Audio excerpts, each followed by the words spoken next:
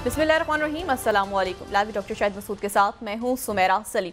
नाज़रीन, वज़ीर ख़ारजा इसहाक़ डार साहब ने अक़वाम मुत्तहिदा की सलामती कौंसिल में मुबाहिसे से खिताब करते हुए कहा कि पाकिस्तान दुनिया में अमन के फ़रोग़ के लिए अपना किरदार अदा कर रहा है। पाकिस्तान चाहता है कि तनाज़ात का पुरअमन हल निकाला जाए। पाकिस्तान आलमी क़वानीन और असूलों की पासदारी के लिए भी पुरअज़्म है।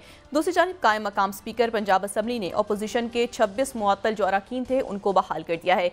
इसके अलावा भी दीगर मौज़ूआत पर आज हम गुफ्तगू करेंगे। स्टूडियो में हमारे साथ मौजूद हैं डॉक्टर शाहिद मसूद। अस्सलाम वालेकुम डॉक्टर साहब। डॉक्टर साहब, वज़ीर ख़ारजा इसहाक़ डार साहब ने अक़वाम मुत्तहिदा की सलामती कौंसिल में मुबाहिसे से खिताब किया और उन्होंने तनाज़ात के पुरअमन हल के तरीक़ेकार को मौसर बनाने से मुतल्लिक़ करारदाद भी पेश किया है। अक़वाम मुत्तहिदा सलामती कौंसिल पाकिस्तान की जो सदारत में मुज़ाकरा हुआ है, कितना इंपॉर्टेंट है पाकिस्तान की सफारती?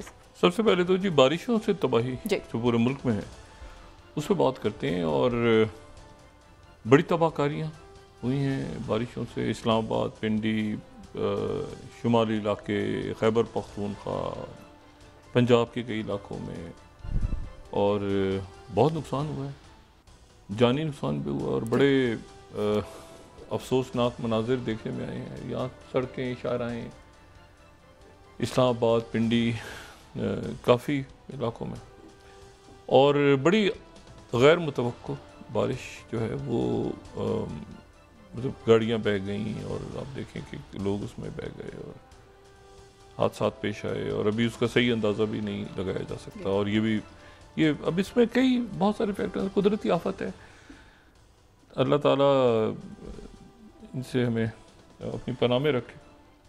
और दूसरी बात यह है कि क्लाइमेट चेंज पूरी दुनिया में जो है वो एक आ रहा है, और उसके नतीजे में ग्लेशियर्स भी पिघल रहे हैं। और यूरोप में जाएं तो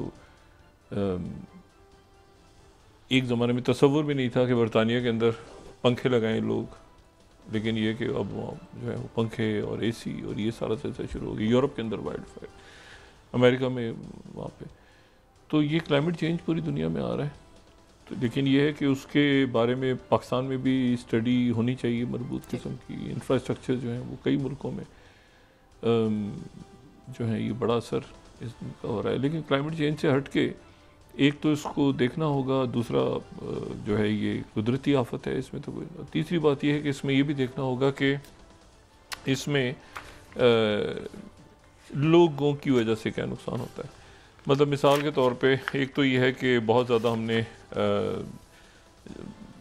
दरख्त काटे हैं और बहुत ज़्यादा जो है वो कंक्रीट के जंगल से खड़े कर दिए हैं। और फिर उसमें एक बात ये भी है कि हमारे लोग भी कुछ बात नहीं सुनते। मतलब इन हालात में भी अगर मशवरा दिया जाए कि जी आप मतलब तूफ़ान आया हुआ था और आज कई लोग जो हैं वो मनाज़र देख भी रहे हैं, टीवी पे कह भी रहे हैं कि वो हम ज़रा जाते हैं ना मरी तक जाते हैं, ज़रा वो एबटाबाद की तरफ ज़रा देख के आते हैं, मौसम बड़ा अच्छा हो रहा है। और उनको पता है कि ये तूफ़ान है और गाड़ियाँ बह रही हैं और बड़े होलांग मनाज़िर, लेकिन उनको समझाना मुश्किल है।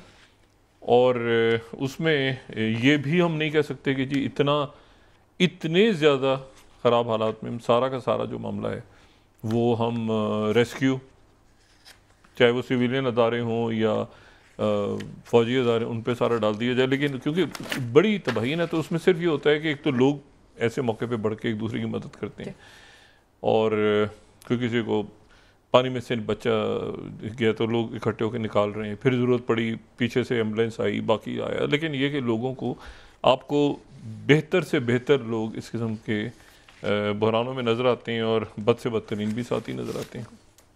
लेकिन बद से बदतरीन तो नहीं, मुझे तो अब ज़रा इस तरह के आफात में नहीं, लोग पूरी कोशिश होती है कि वो मदद करें। लेकिन ये कि जब गाड़ियाँ उलट रही हैं तूफ़ान से और बारिशों से, और उसमें तो वो कैसे उसकी आप देखें ना कि कैसे फिर इतनी ताकत से पानी बह रहा है तो कैसे उसको रोका जाए।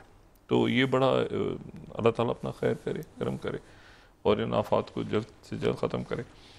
अच्छा, इसमें जो बात है वो ये है कि ये तो एक कुदरत के साथ एक मामला है, और ये वो चीज़ें हैं जो दरमियान में आके तो बहुत सारे मामलात में जो चल रहे हैं, जो मैन मेड प्लान्स होते हैं, उसमें कुदरत भी अपना एक याद दिलाती है कि भाई कुदरत भी मौजूद है, और वो फिर अपने अंदाज में चल रही होती है और अपने अंदाज में फ़ैसले कर रही होती है। अच्छा, इसमें मैं 2-3 बातें आज ये कहूँ। पहली बात तो ये है कि जो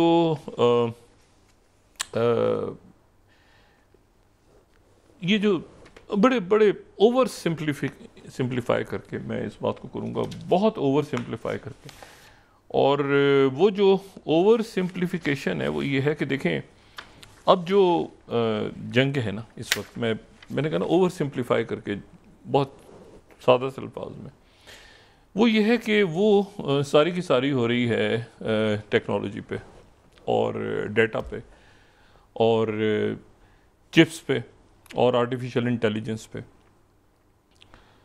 और उसमें जो उस दिन भी हमने बात की थी कि दुनिया की पहली $4 ट्रिलियन की जो कंपनी है वो एनवीडिया, $4 ट्रिलियन। और वो जो है वो अपने जो H2O, ये पानी का जो फार्मूला है, ये वो नहीं है, ये जो है ये दूसरी चिप्स हैं। और ये जो है ये बहुत माइक्रो चिप्स जो GPUs हैं, ग्राफिक प्रोसेसिंग यूनिट्स, वो और उसके तो ये बेताज बादशाह हैं जेनसन हुआन जो है। तो ये इन्होंने चाइना का दौरा किया और चाइना जो है उसको इन्होंने अमेरिका ने कह दिया कि चाइना को हम इजाज़त दे रहे हैं कि वो H2O आर्टिफिशियल इंटेलिजेंस की जो GPU चिप्स हैं वो चाइना को दें। अब इसमें जो है वो थोड़ी सी सादा से अल्फाज में बात करके फिर आगे इसको निकलते हैं। इसमें जो ये जो चिप्स हैं, पहले तो हम इसको बता चुके हैं, ये नैनोमीटर और कितनी छोटी हैं और क्या है सारा। ये जो चिप्स हैं ये जो है ये 2 तरह की चिप्स इस्तेमाल हो रही हैं इस वक्त। अच्छा, ये आप समझ लें कि अब टेक्नोलॉजी और AI की जंग है पूरी दुनिया में, और उसमें जो 2 पावर्स हैं, बाकी मिडिल पावर्स भी कहीं कोशिश कर रही हैं, लेकिन 2 पावर्स हैं, एक है चाइना और एक है अमेरिका। ठीक है, इनके दरमियान जो है ये। अच्छा, अब जो अमेरिका है, तो अमेरिका के पास जो है वो उनकी बड़ी टेक कंपनीज सारी, ठीक है ना, मेटा, अमेज़ॉन, गूगल, ये ओपन AI और ये सारी जो है वो वहाँ पर जो है अमेरिकन कंपनीज हैं, उनकी इस वक्त जो है वो माइक्रोसॉफ्ट। और इसके मुकाबले पे चाइना जो है उसमें हमें जो है वो उसमें भी अलीबाबा और बैदो और ये सारे जो हैं। अच्छा, अब लेकिन मैं जो बात इसमें जो कहना चाह रहा था वो ये है थोड़ी सी कि इसमें जो चाइना है वो आगे जा रहा है काफ़ी जगहों पे, और ये बड़ा एक कंसर्न पैदा हो गया है कि ये जो चिप्स हैं, यानी अब ये चिप्स ये जो दे रहे हैं दरमियान में, आप यूँ समझ लें कि जैसे वो आम सप्लायर होते हैं ना, इधर भी दे रहे हैं उनको, वो कोई मतलब वो उनका बिजनेस है, वो इधर भी चिप्स दे रहे हैं चाइना को, वो उधर भी दे रहे हैं, वो इधर भी दे रहे हैं, उधर वो चाइना को रोकते हैं तो उधर से चाइना रेयर अर्थ मिनरल्स को रोकता है, जिसके नतीजे में आगे प्रॉब्लम पैदा होते हैं। अच्छा, इसमें जो चिप्स का मैं आपको तो चिप्स वॉर, अब चिप जो है उसका एक मैंने कहा ओवर सिंप्लीफाई करके आगे बढ़ते हैं तो ये बड़ी अजीब सी बात अपने देखिए। बात यह है कि 2 तरह की चिप्स हैं, सादा तरीन अल्फाज में। एक है ट्रेनिंग चिप्स। ट्रेनिंग चिप्स जो हैं वो ये हैं कि जो मॉडल्स हैं, लार्ज लैंग्वेज मॉडल्स, ठीक है ना, हम आर्टिफिशियल इंटेलिजेंस में चले जाएं, उसका मशीन लर्निंग और फिर डीप लर्निंग में चले जाएं और डीप न्यूरल नेटवर्क्स में चले जाएं, तो मॉडल ट्रेन हो रहा है। तो उसमें एक तो ट्रेनिंग चिप्स हैं, और ट्रेनिंग चिप्स चाहिए हैं तो ट्रेनिंग चिप्स ऐसे ही हैं जैसे आप समझें कि जैसे उस्ताद जो है वो बच्चे को पढ़ा रहा है, यानी एक मॉडल को ट्रेन कर रहा है। एक चिप्स जो है वो ट्रेनिंग में इस्तेमाल हो रहा है, ट्रेनिंग चिप्स हैं। और एक जो है वो इन्फ्रेंस चिप्स हैं।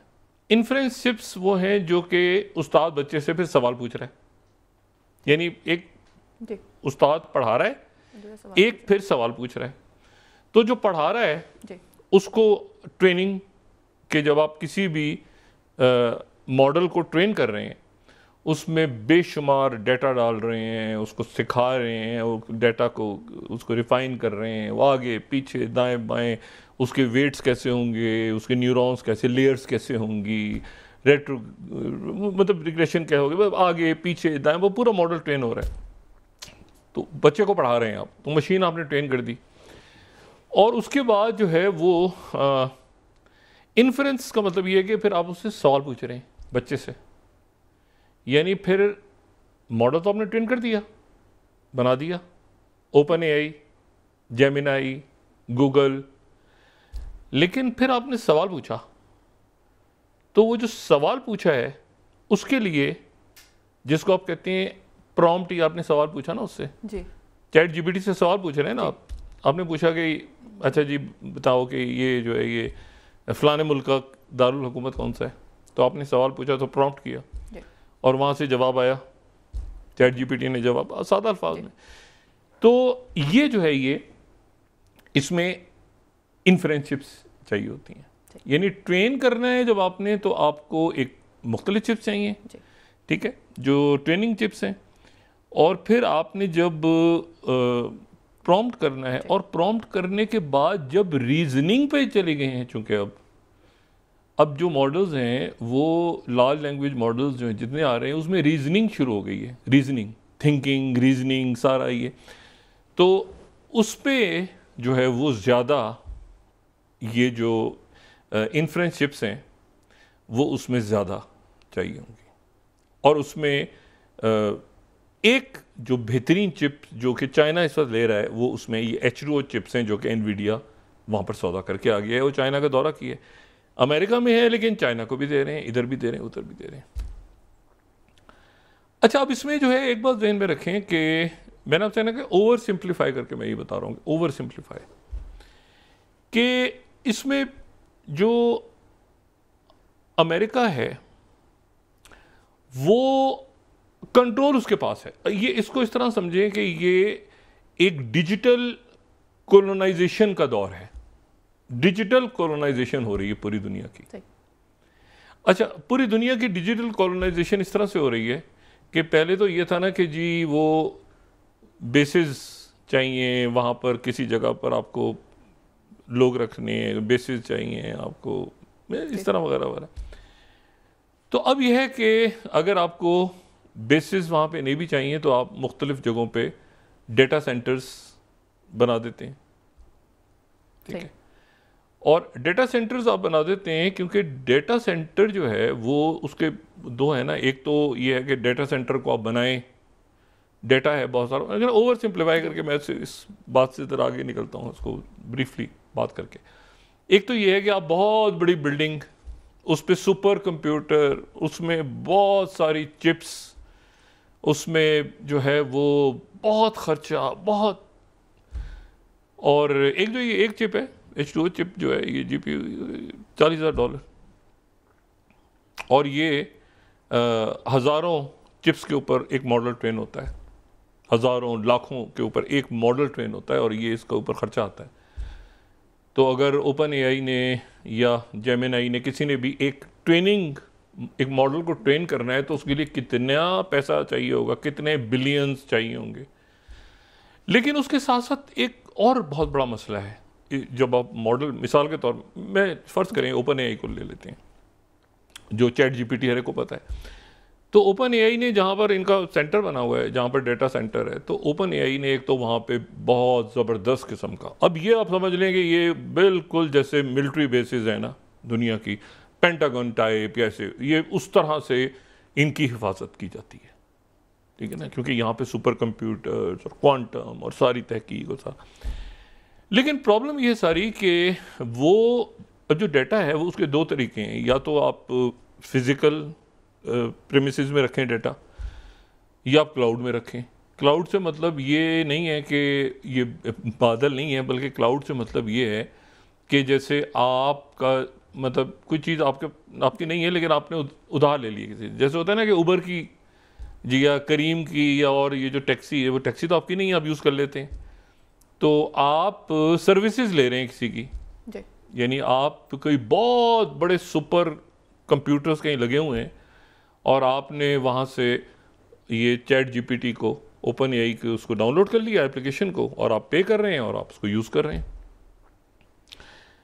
तो ये जो है ये ज़ाहिर है डेटा क्लाउड के थ्रू जा रहा है और आप उनके साथ एक राब्ते में हैं। अच्छा, अब जो है वो आपको ज़रूरत पड़ी तो आपने उनकी सर्विसेज उधार ले ली, अमेज़ॉन की सर्विस ले ली आपने, गूगल की ले ली क्लाउड सर्विस, और उसमें फ़ायदा भी है कि आपने उनको पे जितना किया उतनी वो, लेकिन आप तो सुपर कंप्यूटर तो बना नहीं सकते, आप पे कर लिया। अब इसमें इशू ये है सारा कि जो अमेरिका में ये जो जितना भी आर्टिफिशियल इंटेलिजेंस आगे जाके आपको चिप्स और ये डेटा सेंटर सारे चाहिए होंगे, तो इनके लिए बहुत ज़्यादा पानी और बहुत ज़्यादा बिजली दरकार है। इस वक्त दुनिया की तकरीबन 3 से 5% बिजली ये जो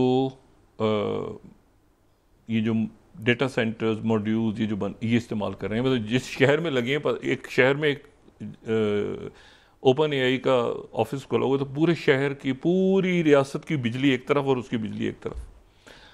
और फिर आप सिर्फ इस तरह समझें कि जैसे आपने अपनी चैट जीपीटी पे एक सवाल पूछा कि जी पाकिस्तान का कैपिटल क्या है, प्रॉम्प्ट कर दिया आपने, जवाब आया, तो इसमें कुछ 700 ml पानी खर्च हुआ है। 700 ml पानी उस सर्वर को ठंडा करने के लिए, और उसके साथ ही आप समझें कि कोई 3.5 वॉट, यानी कोई जैसे एक एलईडी बल्ब को 5 मिनट तक जलाना, इतनी बिजली खर्च हुई है एक प्रॉम्प्ट और एक छोटे सादा अल्फाज में बता रहा हूँ।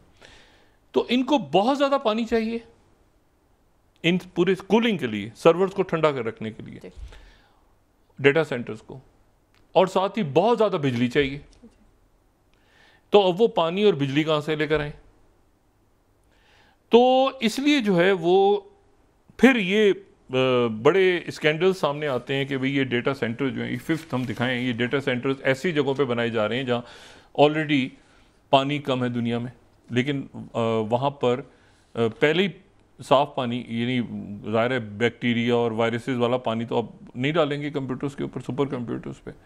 तो जिन जगहों पे पानी ऑलरेडी कम है तो वहाँ पर डेटा सेंटर्स बनाए जा रहे हैं, डेवलप किए जा रहे हैं, और उन मुल्कों से सौदा हो। मतलब एक तो ये रेयर मिनरल्स है ना, एक आपको बिजली भी तो पैदा करनी है ना, बिजली पैदा करनी है और साथ तो फिर एक तरीका उसका ये है कि मुख्तलिफ जो बड़े जाइंट्स हैं, तो वो बड़े जाइंट्स अपना जो डेटा सेंटर है, वो डेटा सेंटर कई खलीजी ममालिक में लेकर आ रहे हैं। तो ये इन्वेस्टमेंट इस तरह से आप यूँ समझ लेंगे जैसे जो किल स्विच है ना, किल स्विच, जैसे हम अक्सर बात करते हैं ना कि जहाज़ों का किल स्विच किसके पास है, वो आखिरी कि वो फ्रीज कर दें, और किल स्विच अमेरिका के पास ही है। लेकिन वो डेटा सेंटर मुख्तलिफ मुल्कों में इसलिए लगा रहे हैं कि वहाँ पे बिजली और पानी और एक एनवायरनमेंट, लेकिन अल्टीमेट जो किल स्विच है वो अमेरिका के पास ही है। ठीक है, अमेरिका दफ्तर खोल लेगा अपने इंडिया में, दफ्तर खोलेगा बहुत से खलीजी ममालिक में, गूगल का, माइक्रोसॉफ्ट, ये सारे, लेकिन वो जो किल स्विच है वो अमेरिका के पास रहेगा। ठीक है ना। किल स्विच का मतलब ये है कि जो डेटा है, जो असल डेटा सारा जा रहा है कि आपने जो बात पूछी उसी पे ट्रेन हो रहा है ना डेटा। मतलब मिसाल के तौर पे कौन सा ऐसा सवाल है जो आज तक कभी गूगल पे किसी ने ना पूछा हो, कोई नया सवाल? जितने सवाल पूछे आज तक वो सारे हैं ना, आसमान पे कितने तारे होते हैं, यूनिवर्स कैसी होती है, फलां क्या, जितने सवाल आगे पीछे दाएं बाएं, वो सारा डेटा, वो सारी इंफॉर्मेशन, वेबसाइट्स, लाइब्रेरीज, रोज़ का चैट, फेसबुक के ऊपर आपने जो डाला हुआ है वो मेटा वालों ने, मतलब जिसके मतलब डेटा सारा इंटरनेट के ऊपर ही है। ये डिजिटल कॉलोनाइजेशन है।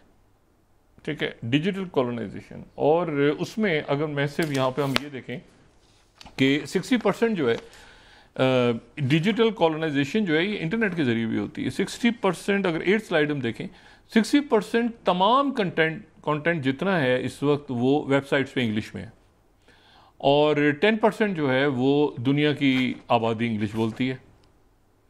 अच्छा, तो ये जो अब इसमें 4.84 स्टेटिस्टिक्स कहती हैं कि net worth of every Facebook user in advertisement पर, और 500 मिलियन जो हैं वो ट्रम्प एडमिनिस्ट्रेशन ने कहा कि वो फेसबुक यूज़र्स को करते हैं इलेक्शन कैंपेन में इस्तेमाल वगैरह वगैरह। ये लफ्ज़ ज़हन में रखें कि डिजिटल कॉलोनाइजेशन है। अच्छा, डिजिटल कॉलोनाइजेशन का मतलब ये है कि मैं जो भी बात कर रहा हूँ चैट जीपीटी से, तो मेरा ख्याल है कि वो मेरी गुफ्तगू प्राइवेट है, ऐसा नहीं है। वो चैट जीपीटी में वो स्टोर होती जा रही है। मैं जो व्हाट्सएप पे बात कर रहा हूँ, मैसेज डिलीट कर रहा हूँ, तो क्या वो मैसेज डिलीट हो गया? डिलीट नहीं हुआ। मैं चैट जीपीटी पे डिलीट कर दिया तो वो डिलीट हो गया है? डिलीट नहीं हुआ। मैंने फेसबुक से तस्वीर हटा दी है, वो डिलीट नहीं, वो डाटा बनता जा रहा है, बनता जा रहा है, बनता जा रहा है। तो ये डिजिटल कॉलोनाइजेशन हो रही है, और ये कभी भी उन मुल्कों के साथ नहीं होगी जिन मुल्कों में डेटा सेंटर्स हैं, क्योंकि वहाँ डेटा सेंटर्स हैं जी।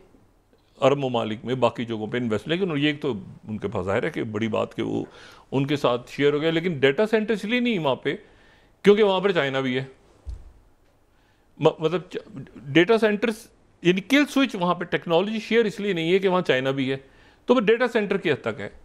और आप उसमें से एआई एजेंट्स बनाते रहें और ऑटोमेशन करते रहें, और जनाब आप उसमें जो है वो नॉन कोड पे चले जाएं, और जो आपने करना है वेबसाइट्स बना लें, और ये करें और ये करें और वो करें, ठीक है ना। एआई एजेंट्स तैयार करते रहें, ये करते रहें, सारा जो आपका दिल करे करें, लेकिन जो उसका स्ट्रेटेजिक यूज़ है प्रॉपर, वो स्ट्रेटेजिक यूज़ जो है वो वहाँ पर नहीं होगा, वो इंडिया में भी नहीं होगा।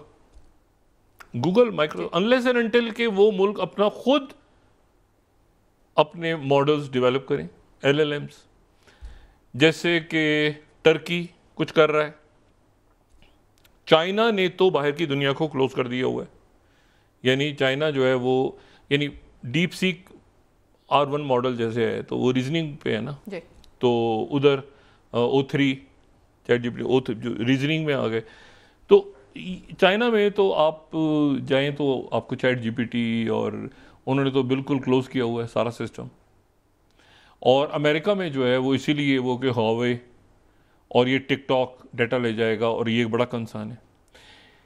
लेकिन अल्टीमेटली इस पूरी जंग में अब देखें ना, ये एक नया ऑयल है ना, ये एक नया ऑयल भी नहीं है बल्कि एक नई इलेक्ट्रिसिटी है, ये बिजली है। यानी जो आर्टिफिशियल इंटेलिजेंस है ये अब इलेक्ट्रिसिटी है। और इलेक्ट्रिसिटी जब यानी बिजली जब ज़ाहिर है कुदरत की, एक तो कुदरत में है ना बिजली, लेकिन ये है कि जब बिजली का इस्तेमाल इंसान ने शुरू किया तो वो बिजली इलेक्ट्रिसिटी कहाँ से कहाँ पहुँच गई, और फिर इंटरनेट कहाँ से कहाँ पहुँच गया। और उसके नतीजे में, अच्छा ये आईटी नहीं है, ये जहन में रखें, आईटी का जो रेवोल्यूशन था वो ख़त्म हो चुका है। मतलब ख़त्म से मुराद ये कि वो मर्ज हो गया है। एक रेवोल्यूशन दायरा है, मैं कहूँ कि जी वो इंडस्ट्रियल रेवोल्यूशन ख़त्म हो गया, तो ख़त्म तो नहीं, वो दूसरे रेवोल्यूशन। तो कहते हैं ना आईटी पढ़ रहा है, ये आईटी पढ़ रहा है, आईटी से बढ़ के अब आईटी तो वो था ना कि जब वेबसाइट लोग बना रहे हैं, कंप्यूटर पे बैठे हुए हैं, सीख रहे हैं, ई कॉमर्स काम कर रहे हैं सारा, वो आईटी अब आगे जाके मर्ज हो गया है एआई के साथ, ठीक है। और जब एआई आ गई है तो इसमें अब जितनी जनरेटिव एआई में आप चले जाएं, या आप खाली मशीन लर्निंग पे रहें, या आप और हज़ार चीज़ें इसमें। लेकिन मैं आपको सिर्फ बात कर रहा हूँ कि उसमें अब आप ये देखें ना कि डेटा जो है वो उनके पास ज़्यादा है या इधर चाइना के पास ज़्यादा है, या डेटा वो चूँकि ओपन उनका है तो चाइना कितना उनका, अमेरिका कहता है कि चाइना खुद अपनी टेक्नोलॉजी तैयार कर रहा है। अब अमेरिकन भी इस बात को मानते हैं कि चाइना जो है खुद इसमें आगे बढ़ रहा है, ठीक है ना। उनके जो मॉडल्स हैं आने वाले दिनों में चाइना के, क्योंकि चाइना के पास कुछ ऐसी चीज़ें हैं जो कि अमेरिका के पास नहीं है। उसमें सबसे बड़ी बात तो ये है कि उनके पास पानी और इलेक्ट्रिसिटी, इसका कोई इशू नहीं है। रशिया आप देखें कितना बड़ा है, कितना बड़ा रशिया, काज़ाकिस्तान, वहाँ पर आप डेटा सेंटर्स तक लगाते हैं, बहुत कितना ह्यूज मेनलैंड है, तो ये तो बहुत बड़ी जगह है। तो इसलिए मैं आपको सिर्फ गुजारिश कर रहा हूँ कि अगर किसी के साथ अमेरिका शेयर करता है अपना किल स्विच, तो वो एक मुल्क है, वो इसराइल है। यानी ये डाटा का जो अल्टीमेट किल इंडिया के साथ नहीं करता, वो इसराइल के साथ करता है। इंडिया पे ट्रस्ट नहीं करता है। ये अरब ममालिक पे भी, ये बाकी मुल्कों के तो ना फलां मुल्क एआई हब है, ये मुल्क एआई हब है, इन्वेस्टमेंट होगी, वो इन्वेस्टमेंट का फ़ायदा भी होगा, वो ज़ाहिर है वहाँ पे लोग आएंगे, वो काम करेंगे, वो टैक्स फ्री होगा, सब कुछ होगा सारा। लेकिन जो किल स्विच है ना, अल्टीमेटली किल स्विच यानी आखिरी कंट्रोल, वो अमेरिका अपने हाथ में रखेगा और वो काफ़ी हद तक शेयर कर लेगा इसराइल के साथ, लेकिन वो बाकी मुल्कों के साथ शेयर नहीं। मतलब मिसाल के तौर पे अगर वो किसी और मुल्क के साथ माइक्रोसॉफ्ट का ऑफिस खुल गया किसी मुल्क में फ़र्ज़ करें, या गूगल का ऑफिस खुल गया, तो इसका मतलब ये हरगिज़ नहीं है कि उनको उसने टेक्नोलॉजी दे दी है। सर डेटा सेंटर खुला हुआ है, आप वहाँ से फ़ोन ख़रीदें, वहाँ से एजेंट्स बनाएं, वहाँ से क्लाउड सर्विस लें, वहाँ से आप जो अपने स्मॉल लैंग्वेज मॉडल तैयार कर लें, जो भी आपने करना है अपना सिस्टम बनाएं ऑटोमेशन का। ये यहाँ से जनाब आपने जो है वो एजेंट्स ऑटोमेशन ऐसे बनाते हैं, उसको उसके साथ आपने जो है वो लीड्स ढूंढ ली, ऐसे कर लिया, फनल्स बना, जो भी। लेकिन जो किल स्विच है ना, स्ट्रेटेजिक किल स्विच। अच्छा, इसमें अब यहाँ पे एक इशू ये है कि ये जो चिप्स का खेल है ना, हम रेयर अर्थ मिनरल्स की बात तो कर चुके हैं, लेकिन अब जहन में ये भी रखें कि अब ये एक डिजिटल कॉलोनाइजेशन का भी दौर है। उसमें अमेरिका ने एक जो आम बात है वो ये है कि जिस पे जाने से पहले, ब्रेक पे जाने से पहले मैं इसमें 2-3 इसमें बातें करूं। पहले तो ये है कि मैं फर्स्ट अगर MSN को यहाँ कोट करूं, फर्स्ट स्लाइड को, कि एनवीडिया जो है वो H2O, ये H2O जो है, मैंने पहली बात की, इन्फ्रेंस वाली चिप्स हैं ये, ठीक है, ये रीजनिंग चिप्स हैं। अच्छा, तो ये फर्स्ट स्लाइड अगर हम दिखाएं तो ये लिमिटेड है, लेकिन एनवीडिया जो है वो नई B30 मॉडल चाइना के लिए तैयार कर रहा है, ठीक है। अच्छा, उसके बाद ग्लोबल टाइम्स में हम चले जाएं एक्सक्लूसिव के US H2O ban ends Nvidia hopper series. ये हॉपर यानी ये जो H वाली सीरीज़ है ना, हॉपर, उनके कोई वो थे साइंटिस्ट और मेरीन थे, उनका नाम हॉपर था, उसके ऊपर ये हॉपर चिप्स हैं। तो ये 50 बिलियन की ग्लोबल टाइम्स आप देखें। उसके बाद थर्ड अगर हम CNBC को देखें, एनवीडिया के CEO कह रहे हैं कि want to sell more advance chip to China after H2O ban is lifted. अच्छा, और उन्होंने रीज़न ये दिया कि Huawei has got China covered forth if US doesn't participate. ये एनवीडिया के CEO ने पूरी लॉबी की। अच्छा, मैं इसमें जो बात असल में करना चाह रहा था वो ये करना चाह रहा था कि ये जो कॉमर्स सेक्रेटरी हैं जिन्होंने टैरिफ्स और बढ़ा दिए हैं, यानी टैरिफ्स और बढ़ाने से मतलब डेट बढ़ा दी है कि चाइना पे टैरिफ नहीं लगने जा रहे। फिफ्थ अगर मैं कोट करूं, कॉमर्स सेक्रेटरी जो उनके लुत्फी के, वो कहते हैं China is only getting 4th best AI chip, यानी सबसे बेहतरीन चिप नहीं दे रहे हम चाइना को। वो चाइना जो है वो एक तो ये कि सबसे बेहतरीन चिप्स भी ले रहा है, रेयर अर्थ मिनरल्स भी उनके पास हैं, और वो अपनी पैरेलल चिप्स भी तैयार कर रहा है जिस पे वो डिपेंडेंट नहीं रहेगा आगे जाके एनवीडिया का। ये एनवीडिया वालों को पता है, तो एनवीडिया वाले इसलिए पहुंचे हुए हैं कि हम हाजिर हैं, आप अपनी ना बनाएं चिप्स। रेयर अर्थ मिनरल्स तो चाहिए ना चिप्स के लिए, वो चिप्स के लिए रेयर अर्थ मिनरल चाहिए। एनवीडिया वाला चीख रहा है कि भाई मैं आपको कहाँ से दूँ अमरीकियों, मैं तुम्हें कहाँ से दूँ, मुझे वहाँ चाइना जाने दो, मैं उनके साथ भावताव करता हूँ। तो वो कह रहे हैं कि जब भावताव करो तो चिप्स भी लेकर आ जाओ, टेक्नोलॉजी भी लेकर आ जाओ। जी, ब्रेक के बाद सर डिस्कस कर लेते हैं। जी नाज़रीन, वापस आते हैं छोटे से ब्रेक के बाद।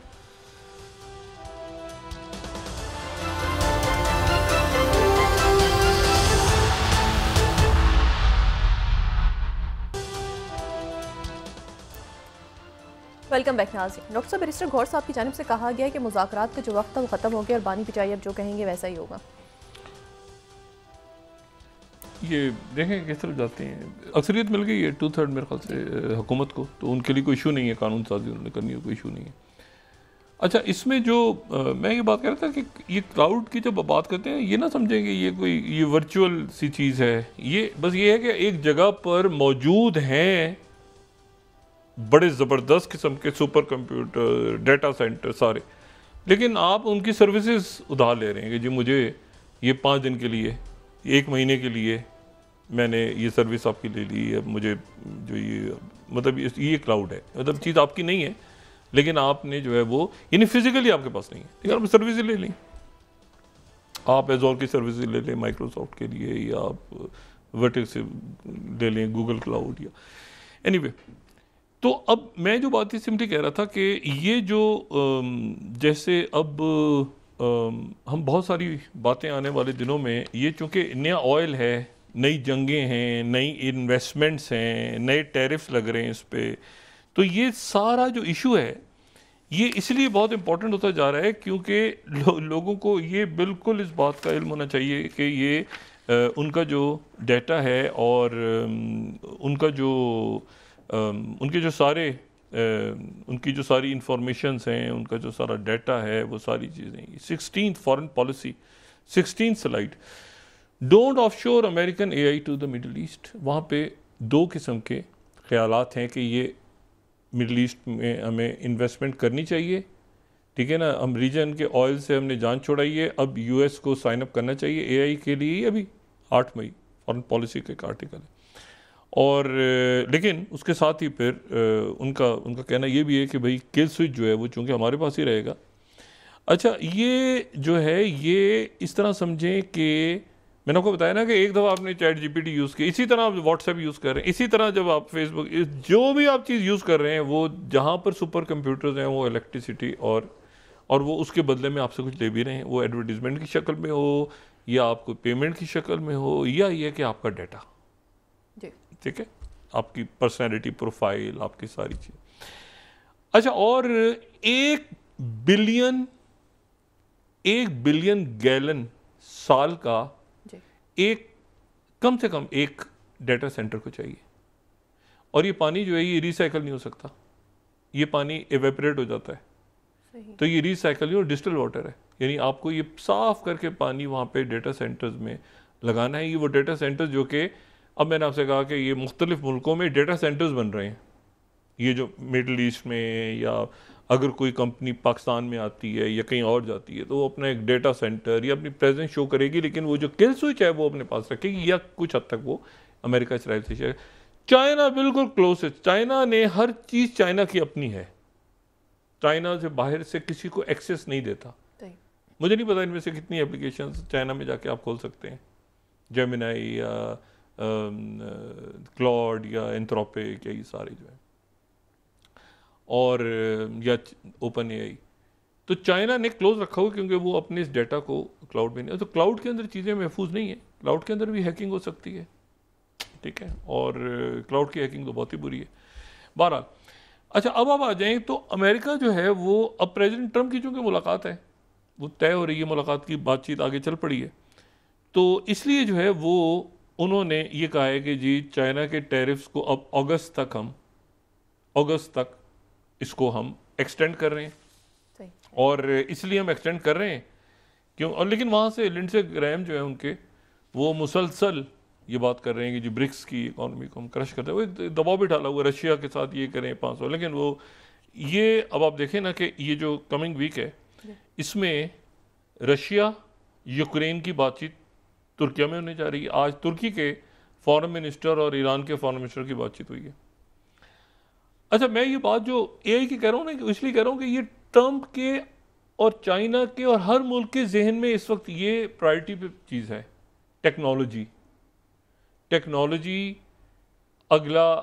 अगली जंग, अगला वेपन, बिजली, ऑयल, ये चीज़ें सारी जो आपकी एआई के चिप्स और रेयर अर्थ मिनरल्स, उस शहर में बिजली नहीं है तो अब ये उसी तरह यार उस शहर में इंटरनेट की सर्विसेज कैसी, एआई की एलएलएम्स के मॉडल्स कहाँ लगे हैं, डेटा कितना है वहाँ पे, ठीक है, सिक्योर कितना है, अच्छा सिस्टम्स की इंटीग्रेशन कितनी है,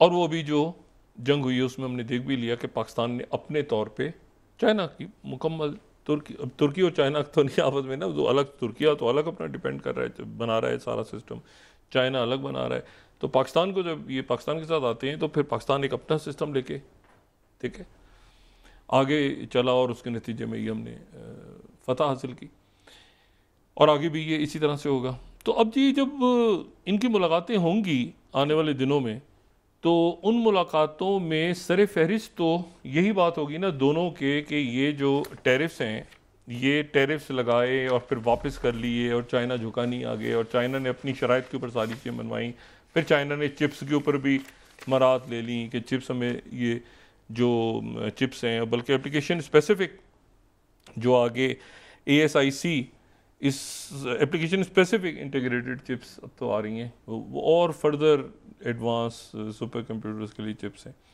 लेकिन मैं इसमें सिर्फ ये बताऊं कि ये फास्ट कंपनी मिडल ईस्ट में कोट कर रहा हूँ 15वां, is surging AI demand putting pressure on data centers capacity energy use in Middle East. तो मैंने आपसे वही बात की ना कि ये जो है जब ये मुलाकात इनकी होगी तो उसमें सबसे अहम चीज़ ये होगी कि उस वक्त तक ये सारे मसले किस तरह से क्लोज होते हैं। मिसाल के तौर पे प्रेसिडेंट ज़ेलेंस्की ने कहा है कि मैं मिलना चाहता हूँ प्यूटिन से, प्रेसिडेंट प्यूटिन से मिलना चाहता हूँ, लेकिन प्रेसिडेंट प्यूटिन की तरफ से कोई ख्वाहिश का इजहार नहीं हो रहा अभी मुलाकात करने का। और ना ही आज उन्होंने क्रेमलिन ने कह दिया कि ये जो मुज़ाकरात होने जा रहे हैं इसी हफ्ते इस्तंबुल में। अच्छा, इस्तंबुल जो है वो डिप्लोमेसी का तुर्की जो है वो अगर बहुत ज़्यादा आपको डिप्लोमेसी नज़र आती है ना, हब डिप्लोमेसी का, तो उसमें आपको तुर्की नज़र आ रहा है, कतर नज़र आ रहा है, सऊदी अरेबिया भी नज़र आ रहा है, ये सारे मुल्क जो हैं, ये इजिप्ट भी, ये सारे मुल्क आपको बड़े ऐसी जगह नज़र आ रही हैं जहाँ पे डिप्लोमेसी अपने अरूज पे। और आने वाले दिनों में ये आसियान के मुल्क बड़े इंपॉर्टेंट हो जाएंगे सारे, और जो पैसिफिक के मुल्क हैं।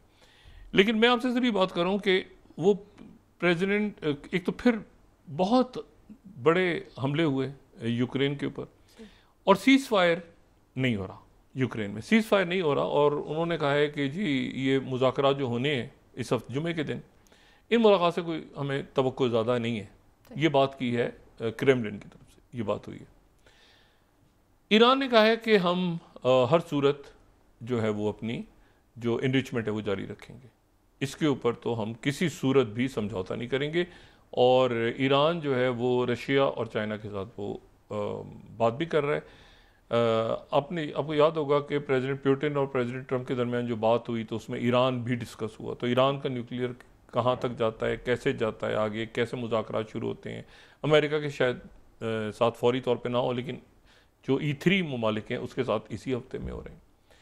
और एक इस कदर अफसोसनाक ख़बर है, ये देखें, जब तक ये सीज़ फायर का ऐलान नहीं होता, और ये उस वक्त तक ये प्रेसिडेंट ट्रंप भी इंतज़ार कर रहे हैं और उधर हमास जो है वो भी, लेकिन ये जो ख़बर है ना, आप यकीन करें, जैसे एक इसको जितना सोचें उसके ऊपर, मैं सिर्फ सोच रहा था कि ये 44 स्लाइड अगर हम देखें अरब न्यूज़ की, 21 बच्चों की डेथ हुई है 72 घंटों में भूख से। हम लोग जो घरों में रोटी, रिस्क, खाना, पानी जो ज़ाया कर रहे होते हैं, फेंक रहे होते हैं, उसकी कदर नहीं करते। 21 बच्चों की, इसको दोबारा देखें ज़रा, 21 बच्चों की डेथ हुई है फाके से, और 72 घंटों में।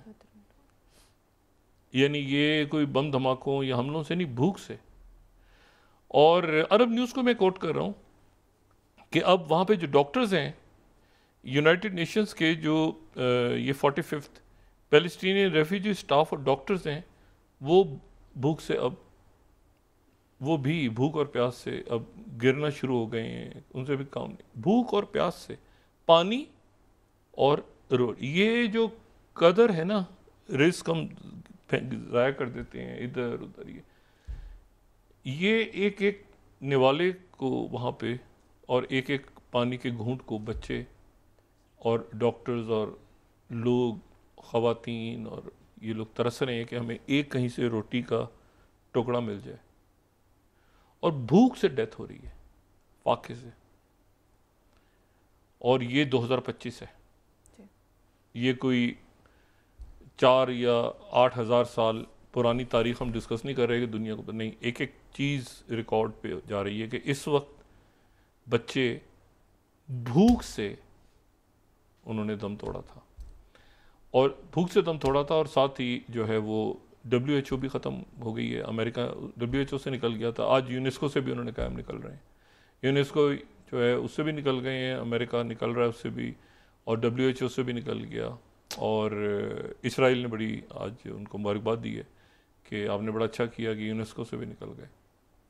यूनेस्को वो जो कि ये हेरिटेज का नहीं होता कि उसको वर्ल्ड हेरिटेज में फ़लानी इमारत को, फ़लानी जगह को, ये जो हेरिटेज कल्चरल और हेरिटेज, तो वो ये तीसरी दफ़ा निकला है अमेरिका, तो फिर निकल गया। लेकिन ये मेरे ख्याल से 2026 में के आखिर में या दरमियान में कहीं जाके इसका ऐलान होगा। लेकिन बहरहाल तो आज मैं अभी सुन रहा था वहाँ पे अक़वाम मुत्तहिदा की जनरल असम्बली के अंदर जो है वो उनके सेक्रेटरी जनरल भी बात कर रहे थे, इसाक डार साहब यहाँ से गए, पूरी दुनिया बैठी हुई थी।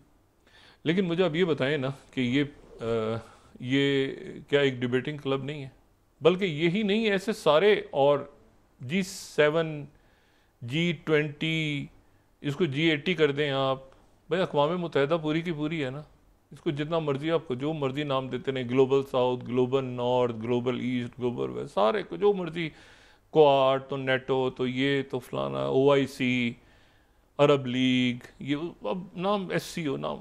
असल बात ही तो ये है कि बच्चे भूख से मर गए और उनके लिए अब उन्होंने वो चूँकि गज़ा ह्यूमैनिटेरियन फाउंडेशन में वो मार रहे थे, उनको लोगों ने शोर किया कि इनको निकाला जाए यहाँ से।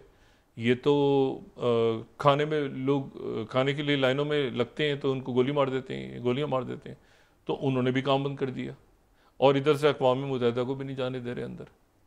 तो इसके ऊपर जो है वो आज स्काई न्यूज़ को मैं ये कोट कर रहा हूँ 23 डेविड लेमे जो हैं बरतानिया के सेक्रेटरी फॉरेन सेक्रेटरी, उन्होंने कहा है कि हम फर्दर इसके ऊपर एक्शन लेंगे अगर गज़ा सीज़ फायर नहीं हुआ तो। और ये 24 हार्स वाले कह रहे हैं कि IDF चीफ को ये पब्लिक और सोल्जर्स को ट्रुथ नहीं बताएंगे कि गज़ा की जंग जो है वो अपने इख्तिताम तक अपना कोर्स ले चुकी है और वो जिस रुख पे उसने जाना था वो जा चुकी है। ट्रुथ ये है कि वो वहाँ पर वो जा चुकी है। अब यहाँ पर जो है वही बात है सारी कि इसका ऐलान कब होता है। और जो आज एक रिपोर्ट आई है गार्डियन में, वो कहते हैं कि इसमें जो है वो कोई कई दिहाइयाँ लगेंगी यहाँ से मलबा उठाने में, कई दिहाइयाँ लगेंगी जो गज़ा के अंदर मलबा है उसको उठाने में और उसको खाली करवाने में, और वहाँ से जो मिशन होगा और वहाँ से जो नुकसान होगा और ये मौसमियाती तब्दीलियाँ और जहाँ पे जितना वहाँ पे असलहा इस्तेमाल हुआ है और ये हुआ है, ओ भाई वो सारी चीज़ें होती रहेंगी। मैं सिर्फ ये कह रहा हूँ कि जितना प्रेसिडेंट ट्रंप इसको डिले कर रहे हैं और जितना आलमी बरादरी उसको प्रेशराइज नहीं कर रही इसराइल को कि वो फौरी तौर पे जंग बंदी करें, ये बच्चे भूख से अब धमाकों से अब उनको खाना पीना यानी खाने पीने फाके से बच्चे लोग मरना शुरू हो गए हैं और डॉक्टर्स भी गिरना शुरू हो गए। उन्होंने कहा था आपने गज़ा फाउंडेशन को बंद किया था ना, हम सबको बंद करते हैं। तो अब ये है कि अब ये ज़्यादा अरसे तो चल नहीं सकता इस तरह। और मेरा ख्याल है कि वहाँ पे प्रेसिडेंट ट्रंप पे और उधर तो तुर्की की तरफ से बड़ा स्ट्रॉन्ग स्टेटमेंट आया। लेकिन बात वही है सारी कि स्टेटमेंट से ज़्यादा अब अमेरिका को और बाकी दुनिया इसको जल्द सीज़ फायर अनाउंसमेंट कराए और कम से कम उनके लिए रोटी खाना पीना तो खोलें। आप देखें क्या है कुदरत। एक जगह पे सैलाब आए हुए हैं, लोग पानी में जो है वो लोगों के खेत खलियान लोग डूब रहे हैं पानी में, और एक जगह ऐसी है कि लोग प्यास से मर रहे हैं। जी बहुत शुक्रिया डॉक्टर साहब। नाज़रीन के साथ ही आज का प्रोग्राम अपने अख्ताम को पहुंचा। मुझे सुमेरा सलीम को इजाज़त दीजिए। अल्लाह ने के बाद जी डॉक्टर साहब। अपने दोस्तों रिश्तेदारों गुर्दोनवाह के लोगों का सब ख्याल रखिएगा। अल्लाह हाफ़िज़।